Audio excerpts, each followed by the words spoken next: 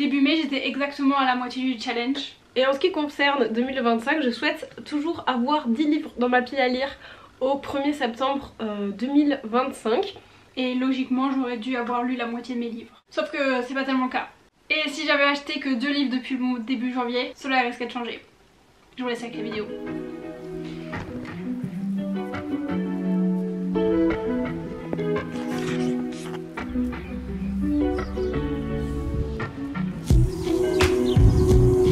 Il me reste une centaine de pages, j'ai trop hâte de les lire.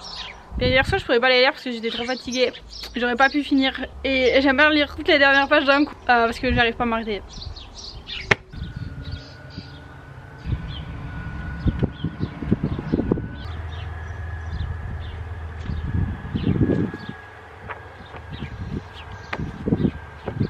Si ça finit mal, je suis pas capable d'attendre plus d'1 an que le prochain livre sorte. Donc j'espère que ça se finit bien. Mais il y a un 4e volume donc j'ai peur.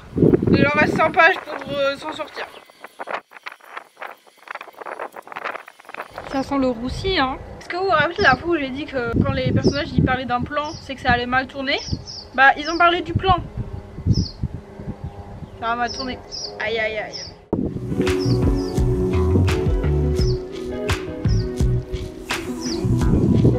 J'ai envie de lire la fin.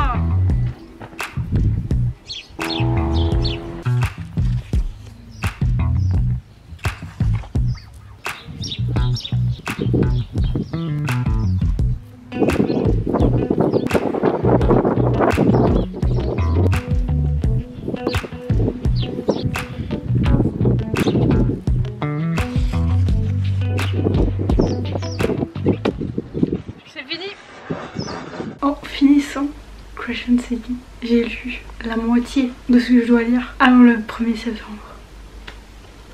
Incroyable, et pourtant je le vois visuellement, je vois tous les livres qui sont entassés, tous les livres qui restent. Je suis trop fière de moi.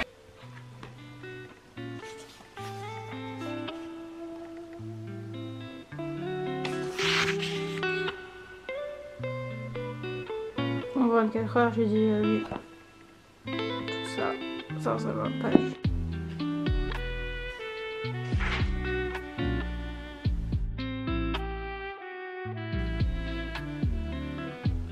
Quelqu'un m'explique dans quel merdier ils se sont mis. Tout est lié depuis le début. Je peux pas m'arrêter là, il me reste 40 pages, je peux pas m'arrêter. La couverture me fait peur.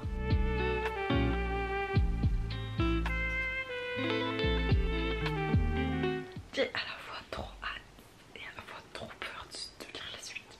2 livres qui constituent le 5e volume vont être incroyables. Un peu de montage pour monter la vidéo précédente.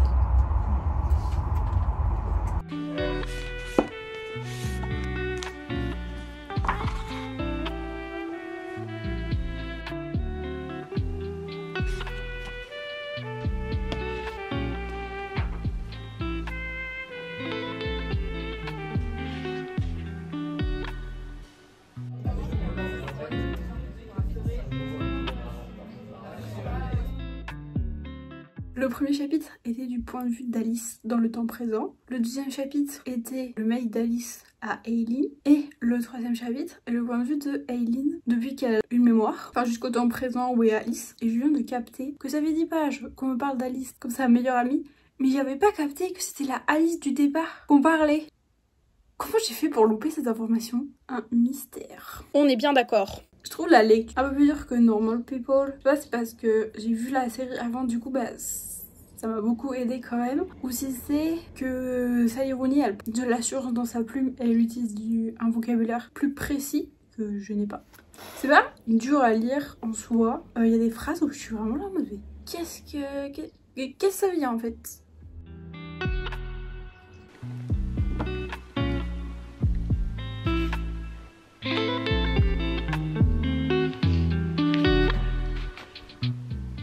J'ai beaucoup de mal à lire pendant la journée, alors j'ai téléchargé Focus Traveler afin de ne pas aller checker mon téléphone.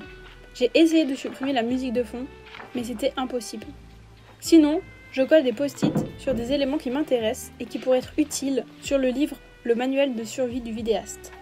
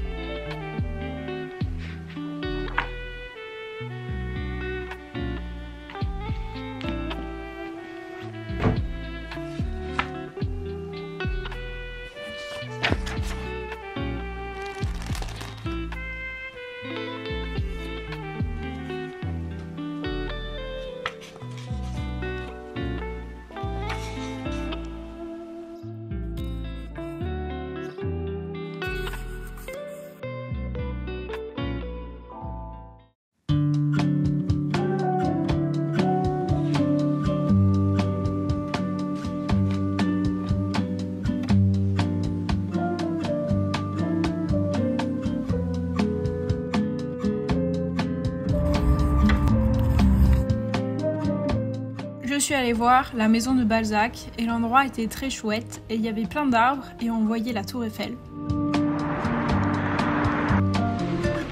Pour continuer dans les sorties culturelles, je suis allée voir l'expo temporaire sur David Hockney. De manière générale, j'ai beaucoup aimé découvrir et voir ses œuvres en vrai.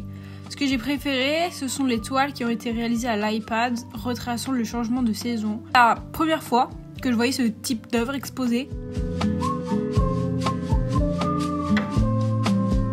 Pas le moment de jouer à l'exploratrice en fait. Parler de Un jour de nuit tombée, la partie 1 parce que j'ai pas actuellement commencé la partie 2, même si j'ai très hâte. Attends, je t'ouvre la porte, t'as pas l'air très dégourdi. Et ça m'a fait trop du bien de retourner dans le monde du prix de l'Oranger. Que c'est un monde que j'affectionne en fait. J'ai découvert avec cette lecture qu'il y avait des livres de fantasy pour les adultes. Ce qui, en partant d'une petite ville, on veut pas ça dans les rayonnages. Donc je suis très contente d'avoir découvert ça et d'avoir découvert Samantha Shannon par la même occasion. Il me semble que j'ai The Bone Season dans ma pile à lire, mais ça ce sera pour l'année prochaine. Mais je suis trop contente de revenir dans l'univers parce qu'il y a des dragons, parce que les personnages féminins sont absolument badass. On est forts, sont de qualité et c'est quand même genre très cool. Juste je les adore. Et mais aussi il y a des dragons. Moi j'adore les dragons et une sorte de conflit politique en général. Ça c'est tout ce que j'aime. Et après je vais dire sur un point un peu plus inclusif, il y a aussi un personnage non binaire. Il y a des personnages qui sont homosexuels. Moi je veux lire plus de livres comme ça en fantasy où les beaucoup de livres que j'ai lus de fantasy sont quand même, c'était du young adulte mais c'est quand même de la romance hétérosexuelle. J'aimerais qu'il y ait beaucoup plus de livres de fantasy comme ça et genre vraiment c'est trop bien, j'ai trop hâte de lire la suite. Ça promet des péripéties et ça promet des aventures incroyables et voilà. Et j'adore, il y a différents points de vue, il y a différents pays, il y a différentes traditions. Je passe un trop bon moment et je dévore le livre à chaque fois.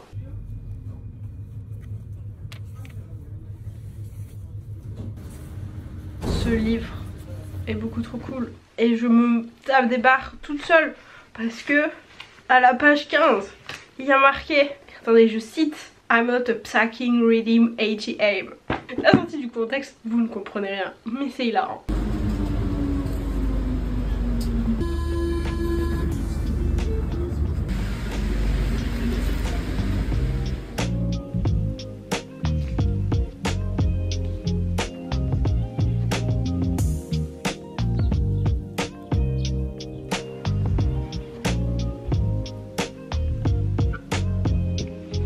Et je l'ai fini, il me reste 9 livres. Je peux le faire, je peux le faire. Et la moi du montage dans 2 mois qui est là en mode donc si tu l'avais fait. J'ai un mois d'avance sur le montage, donc je pense que je peux le faire.